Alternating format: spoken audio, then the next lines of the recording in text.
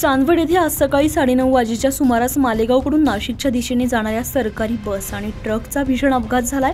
यामध्ये 3 पुरुष आणि 1 महिला असे एकूण 4 मयत झालेत। साधारणतः 25 ते 30 प्रवासी जखमी झाले। यामध्ये 9 प्रवाशांची परिस्थिती गंभीर असून त्यांना पुढील उपचारासाठी मालेगाव आणि नाशिक येथे पाठवण्यात आले।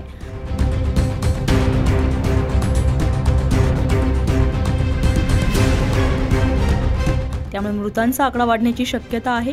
अपघाताची बातमी समस्त चांदवडचे पोलीस स्टेशनचे पोलीस निरीक्षक कैलास वाघ आणि कर्मचारी तसेच चांदवड टोलनाका अपघात विभागाचे सर्व कर्मचारी यांनी तात्काळ घटनास्थळी धाव घेऊन जखमींना मदत करत चांदवड येथील सरकारी दवाखान्यामध्ये उपचारासाठी दाखल केले। अपघाताची बातमी समजताच ग्रामविकास मंत्री गिरीश महाजन, आमदार डॉक्टर राहुल आहेर, आमदार राहुल ढिकले, मालेगाव अप्पर पोलीस अधीक्षक अनिकेत भारती, उप पोलीस अधीक्षक मनमाड विभागाचे संभाजी महाजन तसेच नाशिक जिल्हा शल्य चिकित्सक चारुदत्त शिंदे अन्य तात्काळ चांदवड सिव्हिल येथे भेट देत जखमीवर योग्य उपचार आणि सरकारी मदत करण्यात येईल असं आश्वासन दिलं।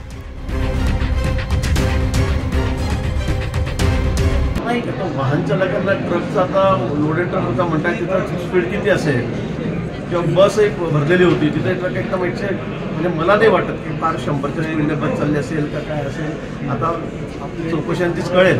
परंतु ट्रक ड्रायव्हर जो होता त्याच्या दुर्लक्षामुळे त्यांनी मागे असं बघितलंच नाही की अर्ध्यापर्यंत बस आलेली आहे, त्यांनी डायरेक्ट राईट साईडला पुन्हा ते आपलं स्टेअरिंग फिरवलं, त्यामुळे तिकडनं डिवायडर इकडनं ट्रक असा सँडविच अगदी पटेला म्हणतो असं या बसचं झालेलं आहे।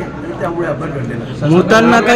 मृतांना काही मदत अपघातामध्ये जे मृत्युमुखी पडलेले आहेत 4 लोक मृत्युमुखी पडलेले आहेत। एसटी महामंडळाची गाडी असेल तर त्यावर नियम आहेत, ठरलेला आहे 10 लाख रुपये मृतांना त्या ठिकाणी तात्काळ दिले जातात। जे गंभीर जखमी आहेत त्याच्यावर आता शुश्रूषा करावी लागणार आहे, हातपाय गमावलेला आहे किंवा परमनंट डिसेबल झाले तर त्यांना 5 लाख रुपये दिले जातात। अजून तशी परिस्थिती बघून त्या ठिकाणी त्यांना 2 लाख 2.5 लाख अशी मदत त्या ठिकाणी केली जाते।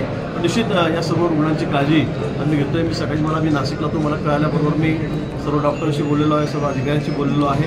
परंतु सगळ्या पद्धतीने आम्ही काळजी रुग्णांची या ठिकाणी घेतोय।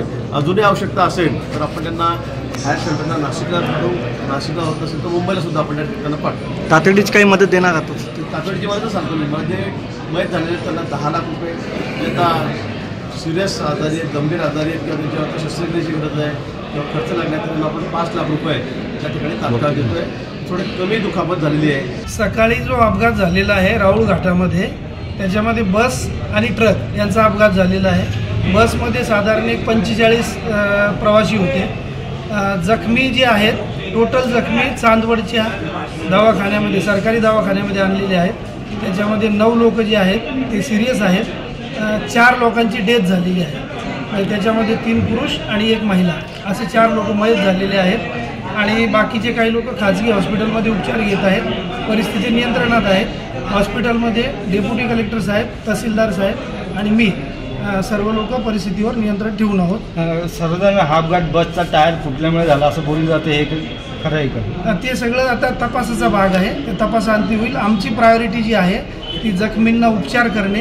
बाहेर कुठे पाठवले का? हा, काही लोक खाजगी हॉस्पिटलमध्ये सुद्धा गेलेले आहेत। परिस्थिती नियंत्रणात। उत्तर महाराष्ट्र लाईव्हसाठी धनंजय पाटील, चांदवड।